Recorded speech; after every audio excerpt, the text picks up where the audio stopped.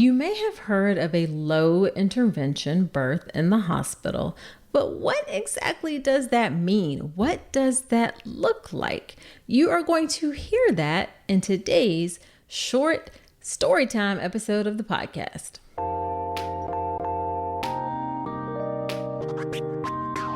Welcome to the All About Pregnancy and Birth podcast. If you're having a baby in the hospital, you are giving birth in a system that too often takes away power from women over what happens in their own bodies. I'm Dr. Nicole Calloway Rankins, a practicing board-certified OBGYN who's had the privilege of helping well over 1,000 babies into this world. I've been a doctor for over 20 years, and I'm here to help you take back your power, advocate for yourself, and have the beautiful pregnancy and birth that you deserve. This podcast is for educational purposes only, and it's not a substitute for medical advice. Check out the full disclaimer at drnicolerankins.com/disclaimer. Now let's get to it.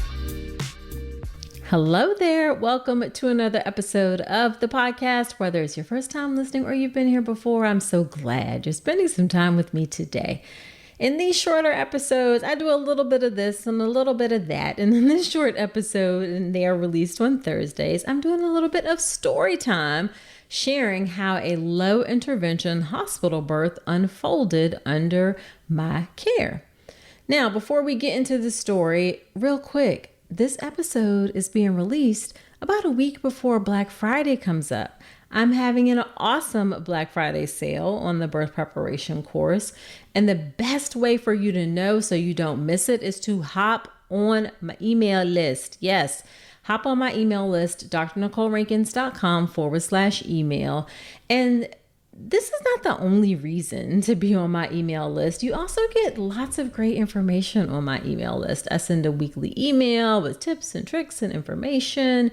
And it's just a nice way to get information, not have to be on social media, things like that. Great way for us to stay in touch. Great way for you to know about all of the amazing things and sales that I have from time to time. So hop onto my email list, drnicolerankins.com/email. I do not sell any information or anything like that.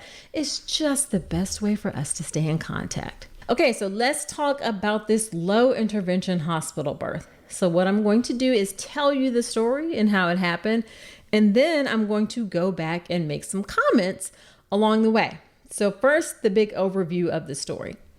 We had a patient. She came to the hospital around 8 a.m. in the morning. It was her first baby, and she was just past 40 weeks.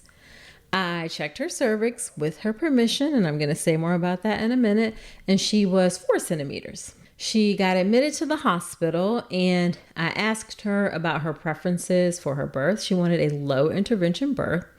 She had a birth plan done, which I reviewed with her and her partner. Also more on that to come. She had a saline lock that was placed. A saline lock is when the IV is placed, but it's not connected to anything. It's just there if needed. During her labor, she had intermittent monitoring, meaning she wasn't strapped to the monitor all the time. The baby wasn't being monitored continuously during her labor. Her nurse offered her multiple techniques for managing pain, offered the shower, offered the tub, encouraged her to use the birth ball, to walk out in the hospital, do the mile circuit, which is like a specific set of movements and walking. During her labor, she ate and drank as she desired.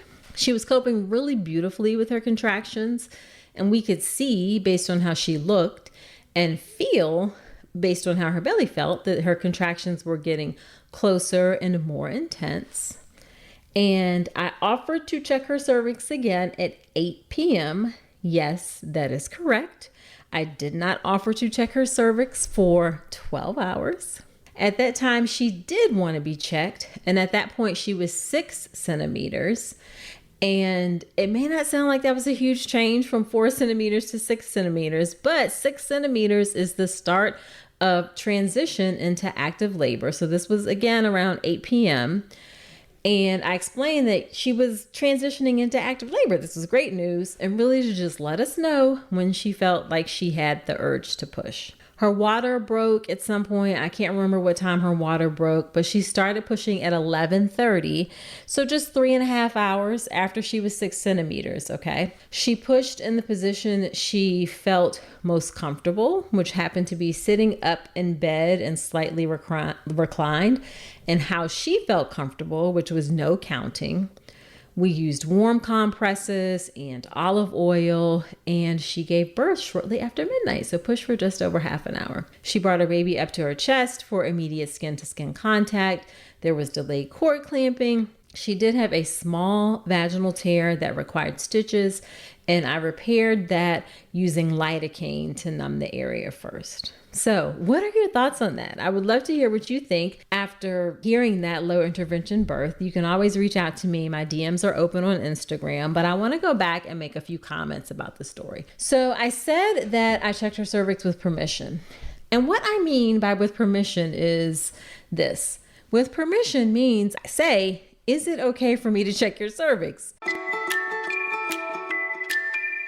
Let's talk about something most pregnant women aren't getting enough of, omega-3 DHA. The recommendation is over 200 milligrams a day, but less than 5% of pregnant women in the US meet that. That's one of the reasons I love Ritual's Essential Prenatal. It has 350 milligrams of vegan DHA plus other key nutrients like methylated folate and choline to support baby's neural tube development. As an OBGYN, I appreciate that Ritual goes beyond the basics. The formula is science-backed, third-party tested for heavy metals and microbes, and every ingredient is traceable. And the delayed release design, it's gentle on the stomach, something that really matters, especially if there's trouble with nausea during pregnancy. You deserve to know exactly what you're putting into your body, especially when it comes to prenatal multivitamins. And with Ritual's dedication to traceable science and sourcing, you always will. See for yourself with 25% off your first month at ritual.com/Dr. Nicole. Start Ritual or add Essential Prenatal to your subscription today. That's ritual.com/Dr. Nicole for 25% off your first month. So often in medicine, we think permission means something like this. Hey, it's Dr. Rankins. I'm here to check your cervix. Just put your ankles together. Let your legs flop out to the side. You're going to feel a little bit of pressure in my 2 fingers. So although in that circumstance, I sounded nice, I did not at any point ask for permission. So it should look more like this. Hey, I know you're here for us to check to see if you're in labor. Is it okay if I check your cervix? Then I actually pause and wait for her to answer the question, okay? Most people say yes. Sometimes people say no. If someone says no, then I say, okay, and we move on, okay? Like it doesn't have to be a big deal. Now, I will say that for physicians, checking the cervix is our best way in terms of what we're taught in order to know that labor is progressing. But if, for example, your water's broken and you don't want to have your cervix checked, you don't have to. But we should ask permission every single time before your cervix is checked. All right, when I say I reviewed her birth plan, I sat down, I read it, we talked through the birth plan. That just sets the stage nicely for them to know that we're all on the same page about the things that they want for their birth that we can absolutely support, and point out any things that aren't safe for us to support if that is the case. Okay. So sit down, actually look through the birth plan, not just take it and stick it in the chart, but actually read it, sit down, and I go over it in front of the birthing woman, person, and their partner. Now, that saline lock was placed just in case. Some people opt not to get a saline lock, which is your choice. I do say you should get it if you are hard stick. So if it's difficult for you to get blood, then I do recommend you get a saline lock, because you don't want to be in an emergency where we're trying to give you fluids or blood in that rare instance and it's hard to do so. But some people opt not to get a saline lock.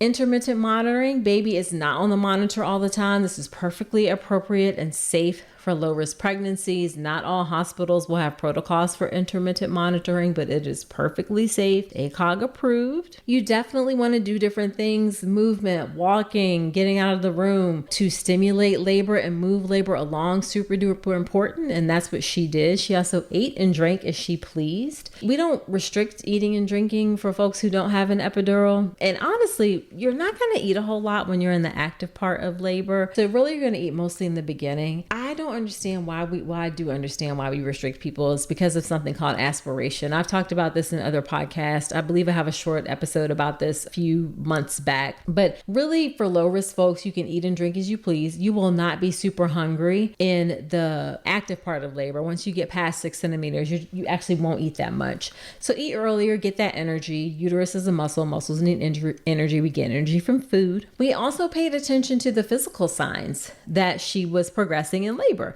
We looked at how her expressions changed. We felt her belly to feel how her contractions changed. We over rely sometimes on technology. Oh, how do the contractions look? That kind of thing.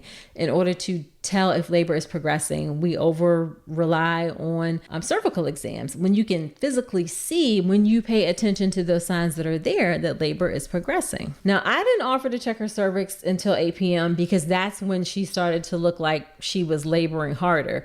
If she wanted me to check her cervix before then, I certainly would have. It's not that I was opposed to checking it before 8. But from my perspective, I didn't feel like it needed to happen because things hadn't changed where she was physically different.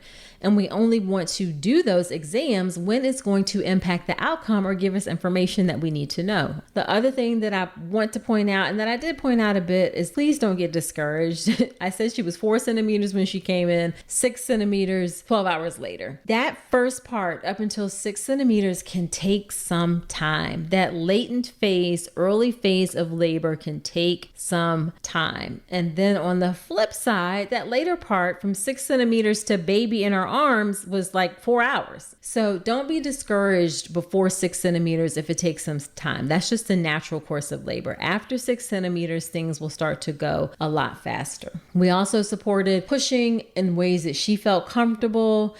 And I want to say about that, we try different things. Hands and knees on your side. Some people like to push on their back. You want to be open until you find what works best, and you won't know what's best until you try. Don't close yourself off to any particular method or type of pushing. And then of course we use things like warm compresses, olive oil. We do immediate skin to skin, delayed cord clamping. Those are standard things that we should do. Now inside of the birth preparation course, I have a whole lesson on tips to have a successful unmedicated hospital birth. It is absolutely great material. And you can get the birth preparation course at an amazing, crazy discount for Black Friday. So be on the lookout for that. You can join my email list so you're notified at drnicolerankins.com/email. Okay, so that is it for this shorty episode. Again, let me know what you think. Hit me up on Instagram at Dr. Nicole Rankins. My DMs are open for questions. If you want me to answer something on an upcoming episode, then do let me know. And did I say subscribe to the podcast? If I didn't, please subscribe to the podcast. Also, leave me a review in Apple Podcasts. Those reviews are really, really important to helping the show grow. So I so appreciate it when you take the time to leave those reviews. I really, really, really do. So that's it for this episode.